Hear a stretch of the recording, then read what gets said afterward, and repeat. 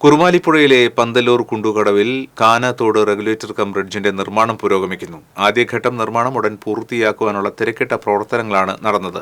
അതേസമയം മഴ മൂലം പണി താൽക്കാലികമായി നിർത്തിവച്ചു. കുറുമാലിപ്പുഴയിലെ കുണ്ടുകടവിൽ ഉയരുന്ന പാലം പറപ്പൂക്കര പഞ്ചായത്തിലെ പന്തല്ലൂരിനെയും പുതുക്കാട് പഞ്ചായത്തിലെ ചെങ്ങാലൂരിനെയുമാണ് ബന്ധിപ്പിക്കുന്നത്. ഇരു പഞ്ചായത്തുകളിലെയും കാർഷിക വാണിജ്യ ഗതാഗത മേഖലയിൽ വികസനത്തിന് കാനത്തോട് റെഗുലേറ്റർ ബ്രിഡ്ജ് വഴി തുറക്കും. കാലങ്ങളായി കടത്തുവഞ്ചിയെ ആശ്രയിച്ചാണ് കുണ്ടുകടവിൽ നാട്ടുകാർ പുഴ മുറിച്ചു കടന്നിരുന്നത്. വേനൽക്കാലത്ത് പുഴയിൽ നിർമ്മിക്കുന്ന താൽക്കാലിക മൺചിറയിൽ വെള്ളം സംഭരിച്ചു നിർത്തിയാണ് ജലസേചനത്തിനും കുടിവെള്ള പമ്പിങ്ങിനും ഉപയോഗപ്പെടുത്തുന്നത്. റെഗുലേറ്റർ കം ബ്രിഡ്ജ് പൂർത്തിയാകുന്നതോടെ മേഖലയിൽ യാത്രാ സൗകര്യം വർദ്ധിക്കും.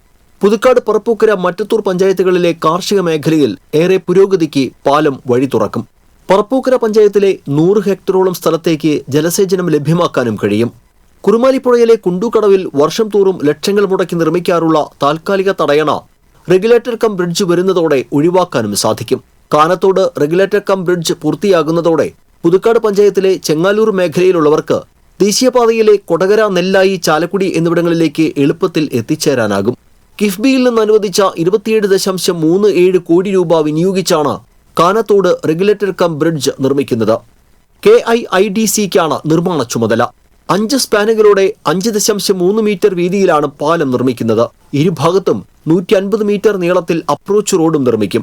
2022 ഏപ്രിൽ 16 മന്ത്രി റൂഷി അഗസ്റ്റിൻ തറക്കല്ലിട്ട പാലം അടുത്ത വേനലോടെ യാഥാർത്ഥ്യമാകുമെന്നാണ് പ്രതീക്ഷ.